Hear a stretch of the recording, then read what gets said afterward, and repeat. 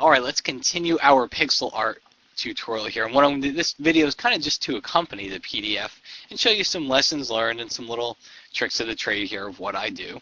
So one of the first ones is I'm going to go to the window menu, then over to view. Don't go to window, just go to view. Actually, you have to go to window first, so no, you don't. You really want to go to the window menu, go to arrange, and choose new window for pixel art copy. That creates a duplicate window here. And I'll zoom that into 100. Okay, and then I'm just going to tuck it off down here. And then this one, let's go ahead and zoom in on a specific area over in this left corner. And watch the reason why I did this. Let's create a new layer, and I'm going to scribble. Okay, see what happens? This is my zoomed in view, so now I can see the details, but over here I get to see what's going on. I get to see what it looks like at 100%, which is how everybody else is going to see it. But here I get to see the detail. So right now I'm at 800 by 600. If you have a larger monitor, which I really hope you do, you'll be able to get this window aside from this one, and it'll really make it a lot easier to work with this pixel art. The other thing is you want to create a line, just a baseline. I showed you in part 1 in the PDF how to create this grid. Which this grid is going to kind of be your lifeline to creating pixel art images here. Well, you want to come in here and you want to have yourself a line that you can move around and that you can do whatever you need to with. So what I do is we'll start out, just zoom in here.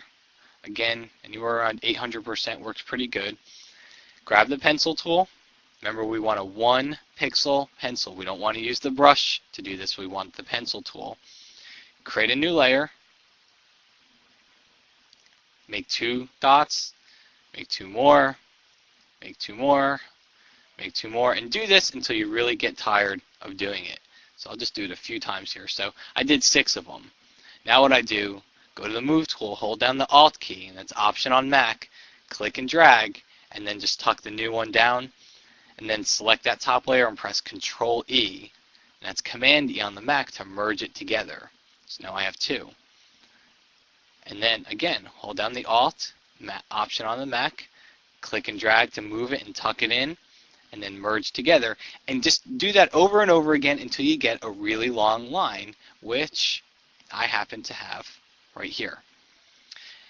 Now what you want to do is, whenever you're going to work with this line, make a duplicate copy of it, because that's going to be kind of your lifeline. No pun intended. I just mean it's the line that's going to help you create everything, so you don't have to go and recreate that line over and over. So Control J to duplicate it, and then hide this one. Now what we'll do in this tutorial is I'll add another layer on top of this one. So let's just position this guy in right about right there. And then let's duplicate that layer. Use the Move tool, hold the Shift key down, and let's add another one, and let's make sure we're always lined up. We always want to line our stepping up. See how that was giving me 3 across there? Remember how we always want 2 by 2. So make sure you line that stair stepping technique. Make sure you always have those lined up. And then merge those 2 layers together. Control E, Command D on the Mac. And now what we'll do is duplicate it again. And you don't want to use free transform. I can go into free transform mode here, and I can rotate this around.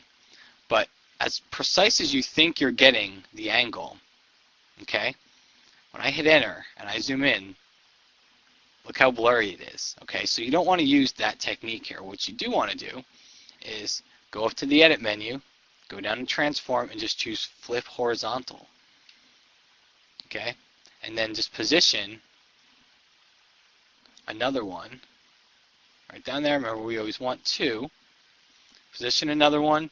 Now I don't need this line here, so what I'll do is I'll grab my eraser, and notice I use the block eraser tool. Probably the only time you will ever use that. You could use pencil and make it a large pencil, but I use the block, and I'll click once, and then I'll shift click, and it just gets rid of that line. And then I'll duplicate the other one and just move it over right up here. And again, let's zoom in, make sure that we have our little 2 by 2 step going on. And then merge that down and merge it down again. And if I zoom out, now we have a box inside here. Now go grab your eraser again, and just what you want to do, just come in here and just erase away the edges. And I don't erase the whole thing because that takes too long. What I do is I just get the parts that very, very close.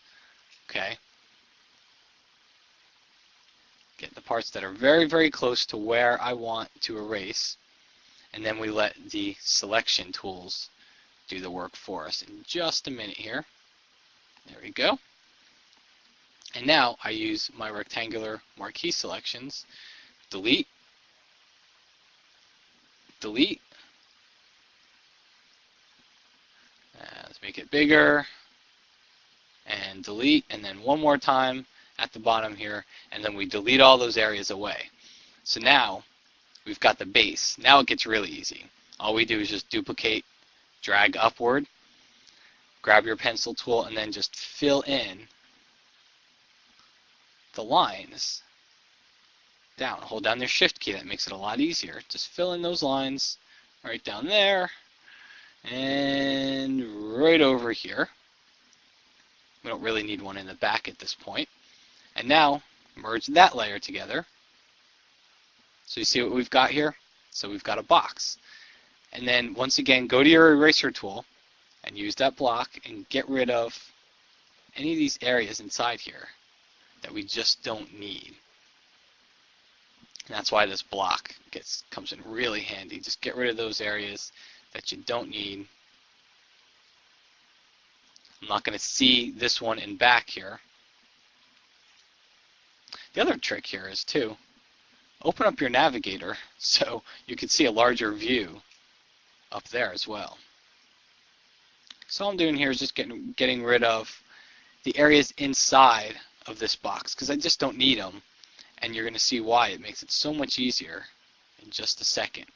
Now, so we've got our box. We've got the second layer pretty much built on our Pixelart illustration here. Now what we want to do is fill it with color. Grab your magic wand tool, set the tolerance to 0, and here's the key. Select anti-alias, okay? Or don't select it, deselect it, uncheck it. What we want to do here is click inside that box. If we choose anti-aliasing, it's going to feather our selection. Right now it didn't, so it just clicked inside. If I zoom in, see, none of that black line is selected, but everything in it is. And then just sample whatever color you want, fill, click right inside here, sample your color, fill, sample that color, and finally click up here in the roof and fill, and now we have an entirely new layer right on top of our existing one. Okay, a couple other tricks of the trade here. Let's say you want to create another layer, and mind you, we haven't done the details that we did over here yet. I always do that last. Let's say we want to create one more layer that's smaller than this one on top. Well, I can duplicate it, and I can move it up here and use my move tool, just position it in place. Now, unfortunately, we can't free transform, because remember what happened when we free transformed? We get the fuzzies. So you can't free transform. So what you can do is come inside to your image. Remember that line that we created? Take that line. I'm going to zoom out for a second here. Take that line, duplicate it, hide that original, and let's flip this one. We'll bring it up on top here. Let's flip it, and let's move it over here.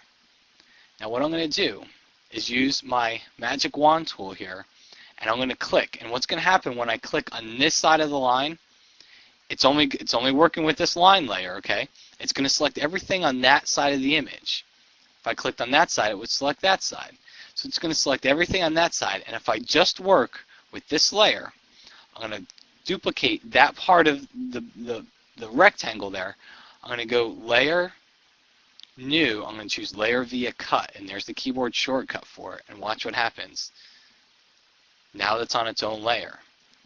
Okay, I can get rid of that line, I can hide it, and then use your Move tool, and you can just move that part of the building inward. and it keeps you from having to go in here and just use your arrow keys here. The arrow keys are key. Again, no pun intended. The arrow keys are going to be a lot of help here. But just use your arrow keys there. And now you can see that kept me from having to recreate that entire block all over again. I just selected part of it and I moved it in. And then you can see it's hanging over the back here. Do the same thing, but instead of having a line that runs this way, have a line that goes diagonally this way, and you can just tuck that back in. So you start to learn these techniques to help make your work a lot faster. Now the last thing I want to show you here is in the PDF I showed you how to create these windows, but the windows are kind of the same color as everything else. So what we'll do here is create a new layer on top of it. We'll call it tint, and grab our magic wand tool. Remember, anti-aliasing is off, tolerance is at 0, and click inside.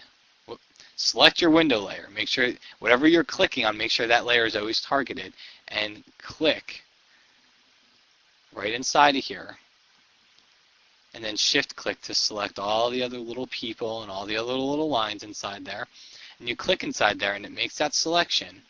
Okay, go up to your tint layer, and then what I do is I sample a blue color, I fill it, and then I just drop the opacity down. So now it looks a little bit more like a window inside here. And what you'd probably want to do is maybe make that highlight a little more lit. But if you turn it on and off, that's on, that's off, and that's on. So it's a little tint inside there. And you can see what we did here is we actually kind of went over that black line. I'm going to show you another little trick here. So I can select my eraser tool. I could set the mode to pencil and choose 1 pixel pencil here. If I click on one of these squares, don't do anything, move down to here and shift click. See, Photoshop just went and it deleted the stair-stepping technique that we just used. Okay? Think of it this way. If I take the pencil and let's say I create a new layer here. Let's say I click. If I shift click down here, see how it creates the stair-stepping pattern for me because it's not aliasing those edges for me. So you can use those same techniques. Click, shift click. You can create your own stair-stepping, but you can use the technique in reverse and you can erase that way as well. So it makes it really easy to erase any overlay that went on those lines. And then let's just get rid of, on our tint layer here, let's get rid of that line. And now we've got a little window tint. And then like many other things that we've done here, just use your move tool, hold down the Alt or Option key, and drag it down. Merge together, don't merge together yet. Drag it down once again. And now we've got 3 tint layers, so just merge all those together, and then just duplicate them all the way across. So Photoshop really does a lot of that work for us. Now let's take a look at 100% here. Let me get rid of my line that I know I have floating around here somewhere. There it is. Oh, I must have another one. Anyway, I'm not going to get rid of the line yet, but let's take a look. And we'll merge all our tint layers together, turn them off, turn them on. Now we've got a nice little window tint there.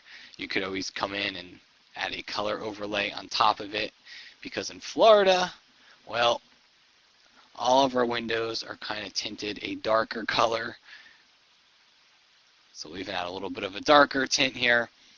Turn that on and off, and now you've got a little tint. So that is just a couple lessons learned that I have, just so you can kind of see what's going on inside those PDFs. But the PDFs are basically going to be your lifeline to creating what I'm showing you here, and then I just kind of wanted to put it all together and just show you how I do some of this stuff in action. Hope you enjoyed, and I'll see you again next time.